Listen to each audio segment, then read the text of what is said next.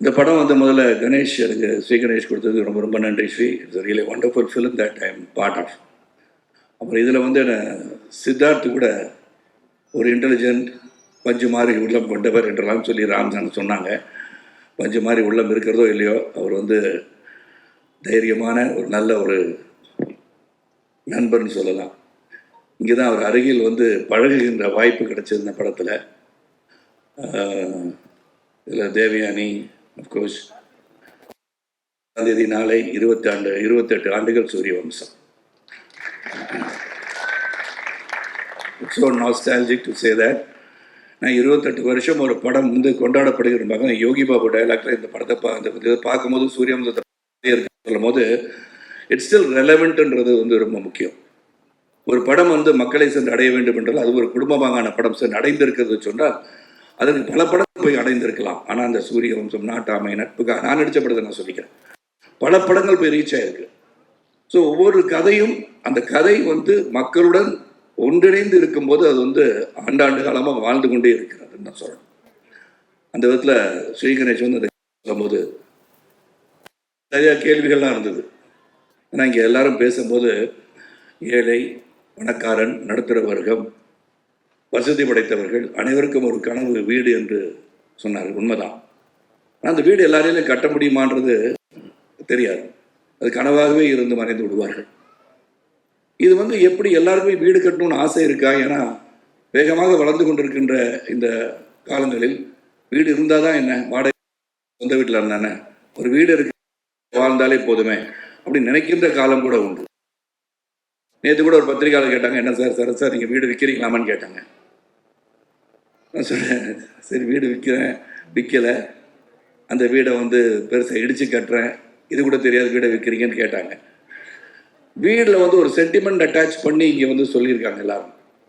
Of course when you build a home, அது முதல் முறையாக உழைத்து சம்பாதித்து கட்டுகின்ற இல்லத்தை உண்மையாக பெருமையாக பார்க்க வேண்டிய சூழல் தான் அனைவருக்கும் இருக்கணுன்றதுல வந்து எந்த ஒரு கருத்து வேறுபாடு கிடையாது. ஆனால் நான் கேட்ட ஒரே கேள்வி ஸ்ரீ, இது வந்து ரீச் ஆகுமா? எல்லாருக்கும் வீடு கட்டணுன்ற ஆசை இருக்கா? இல்லாட்டி சம்பாரித்து நல்லா இருக்கணும், குழந்தை குட்டி நல்லா இருக்கணும், வருங்காலம் நல்லா இருக்கணும், சேமித்து வைக்கணும்னு நினைப்பாங்க, வீடு கட்டணும்னு நினைப்பாங்களா என்ற ஒரு கேள்வி தான் வந்தது. ஆனால் இந்த படத்தை வந்து நடிக்க ஆரம்பித்ததுலேருந்து I felt as, I think a home, a roof above the head is compulsory and a must.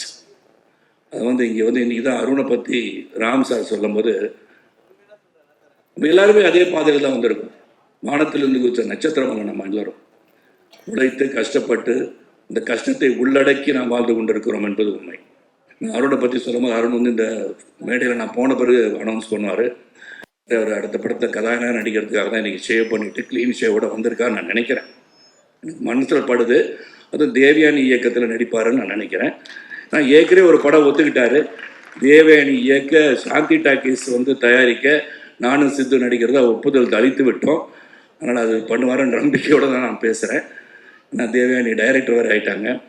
So இங்கே படத்தில் வந்து நீங்கள் ட்ரெய்லர் பார்க்கும்போதும் சரி, பக்கத்தில் சைத்ரா வந்து கேட்டாங்க, சரத் சார் என்ன கண்ணீர் வந்தது போல் தெரியுதுன்னு சொன்னாங்க. கண்ணீர் வந்தது போல் தெரியவில்லை, உண்மையாக கண்ணீர் வந்தது தான் என்று சொன்னேன். ஏன்னா it is so emotional to look at it, the way it is cut. Editor பேசிகிட்டு இருந்தாங்க. And DK Jithan work with is initially. இது ஒரு வாழ்க்கைக்கு இன்று மக்களோடு மக்களாக இணைந்து பார்க்கும்போது இந்த குடும்பம், ஏன்னா குடும்பம் தான் மெயின், இது ஸ்ட்ரென்த். அது டிஸ்இன்டகிரேட் ஆகக்கூடாது. எந்த ஒரு சூழலிலும் தாய் தந்தையை வணங்குவதுன்னு சொல்கிற மாதிரி அந்த குடும்பத்தை வந்து ஒற்றுமையாக வைத்திருப்பதே மிக மிக கடினம். அது இந்த காலகட்டத்தில். இந்த படத்தில் பார்த்தீங்கன்னா அவ்வளோ சோதனைகள். நீங்கள் ட்ரெய்லர் பார்க்கும்போது நான் சொல்கிறேன், படத்தை நீங்கள் பார்த்து தெரிஞ்சுக்குவீங்க. அந்த வேதனைகளும் சோதனையும் வருகின்ற காலகட்டத்தில் நினைத்திருந்தது நடக்கிறதா இல்லையான்னு அந்த கதை. அதுவும் ஸ்ரீ கணேஷ் வந்து சித்தரித்த விதம் யதார்த்தமாக இந்த வாழ்க்கையில் இப்படி தான், இந்த நடுத்தர குடும்பம்னா இப்படி தான் இருக்கும். படிக்க வைக்கிறது எப்படி, கல்லூரிக்கு போகிறது எப்படி, கல்லூரிக்கு வேலை கிடைக்கிறது எப்படி, கல்யாணம் பண்ணி வைக்கிறது எப்படி, உடல்நலம் சரியில்லை போனால் எப்படி, இதெல்லாம் தாண்டி உங்கள் கடமை வெற்றி பெற வேண்டும் என்று மிக மிக கடினம் என்பதை உணர்த்துகின்ற ஒரு படம் இது. ஆனால் கடைசியில் வெற்றி பெற வேண்டும் என்று சொல்கின்ற படமும் இதுதான். அதனால கடைசியில் நீ ஜெயிக்கணும்னு சொன்னது பார்த்தீங்களா, that is where we stand. நான் life is full of challenges என்னை பொறுத்த வரைக்கும். லாட் ஆஃப் ரிஸ்க் அதை இதில் வந்து சாதிச்சு காட்டணும். எந்த இடத்துலையும் மனசை வந்து விட்டுறக்கூடாது. இது கூட இன்டர்வியூ நான் சித் அண்ட் தேவேனி சொன்ன ரவிக்குமார் சார் கேட்டாங்க. நான் வந்து ஒரு தேர்தலில் வந்து மிகப்பெரிய தேர்தலில் தோல்வி பெற்று வந்துட்டு இருக்க வழியில் வந்து நாளைக்கு ஷூட்டிங் எங்கன்னு கேட்டேன். இல்லை சார் கேன்சல் பண்ணிட்டேன் அப்படின்னாரு. எதுக்கு சார்னு கேட்டேன். இல்லை இந்த நேரத்தில் இந்த எமோஷனில் எப்படின்னாங்க. நான் சொன்னேன் சார் அது வேறு இது வேறு, நாளைக்கு ஷூட்டிங் வந்து நடிக்கிறேன்னு சொன்னேன். that should be your attitude, that should be the attitude to think. ஆனால் நம்ம தோல்வி என்பதை வந்து நம்ம நினச்சிக்கிட்டே இருந்தோம்னா வெற்றி வரவே வராது. பல தோல்விகளை கடந்து வருவதுதான் வாழ்க்கை என்று உணர்ந்தவன் நான். நான் பிஎஸ்சி கணிதம் படித்து விட்டு நான் வந்து சைக்கிளில் போய் பேப்பர் போட்டு ஒரு பத்திரிகையாளராக சைக்கிள் கடையில் வந்து சைக்கிள் ஃபிட்டராக நான் அருணை பற்றி சொல்லணும். I want to say about my self, many people may not know that. நான் ஒன்றும் எங்கேயோ வானத்தந்து குதிச்ச நட்சத்திரம் கிடையாது. எங்கள் அப்பாவுக்கு 5000 ரூபாய் தான் சம்பளம். செய்திகள் வாசிப்பது ராமநாதன் என்ற கணீர் குரலுக்கு சொந்தக்காரங்க, ஆல் இண்டியா ரயில்வே வேலை செஞ்சவர் தான் அவரும். ஸோ நாங்கள் வந்து வீடு கட்டணுன்ற எண்ணம் எங்கள் அப்பாவுக்கு வந்ததா இல்லைன்னு தெரியாது. மொத்தம் நாங்கள் வந்து சென்னைக்கு வந்த பிறகு 11 வீடு மாறி இருக்கோம். My father never had the opportunity to build a house, but he develop me. நான் படித்து பாஸ் பண்ணி உழைச்சி சரத் நீ வீடு வாங்கணும்னு என்ன உந்துதல் பண்ணதை நினைத்து பார்க்க வைத்த படம் 3 BHK. It's truly emotional, it relates to me. அதான் சைத்ரா கேட்கும்போது சொன்னேன், கொஞ்சம் ஈரமாக இருக்கு. This is where we take our lives back to where we started from. அதுதான் இந்த படம். ஸோ இதில் பல பாடங்கள் வந்து இதில் இருக்குது. How to fight in life. You just cannot give up. Go towards your aims and goals and ambitions, you can achieve it. அது முடியாதுன்னு நினச்சிட்டோம்னா then you're finished. ஒரு பாக்ஸிங் பவுட்டில் கீழே விழுந்தவொடனே யூஆர் லாஸ்ட்னு நினைக்கக்கூடாது. That's when you lose. Try to get up, you can win. எப்போது விழுந்து விட்டோம் என்று நினைத்தீங்கன்னு சொன்னீங்கன்னா then you lose. But when you can get up, then you can never lose. ஆனால் அந்த ஒரு பஞ்சு கொடுத்துருமா தெரியுது விழுந்து தடுமாறி விழுந்திருக்கலாம். ஆனால் when you get up, maybe you can give a better punch and still make the other fellow fall.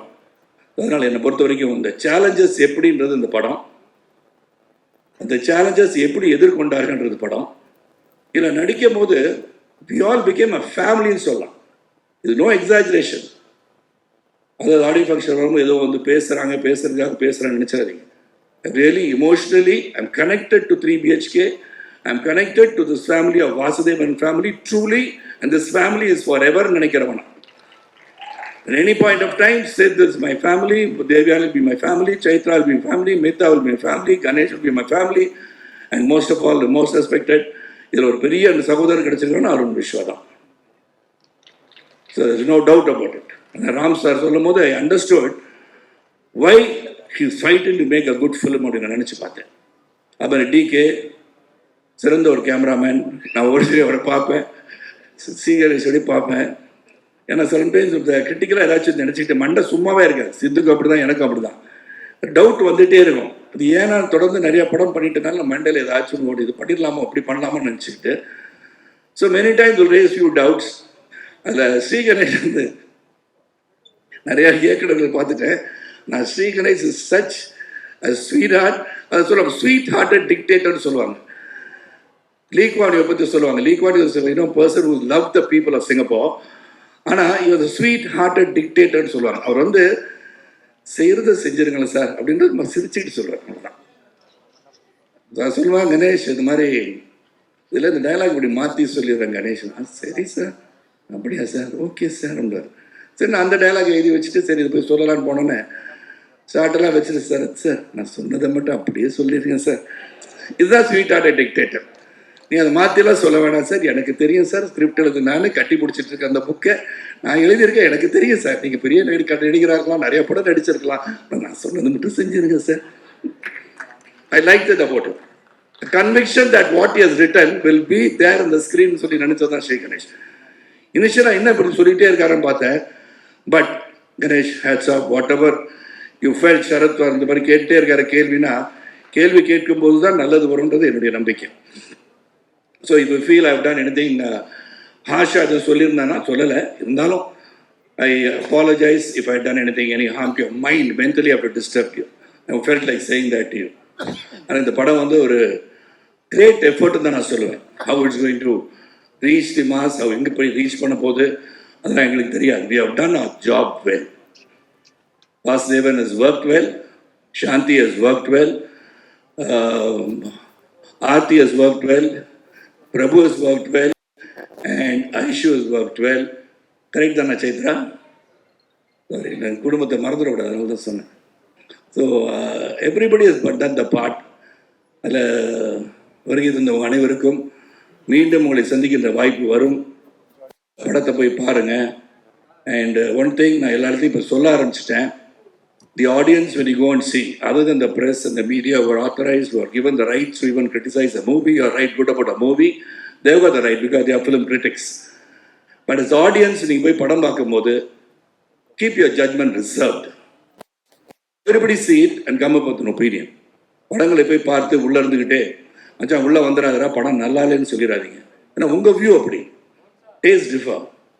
ஒருவருடைய விஷம் இன்னொருத்தருக்கு அமிர்தமாக இருக்கலாம், அது நமக்கு தெரியாது இல்லையா? So let them all go there, you all go watch the film, let every individual make their own decision how this movie is.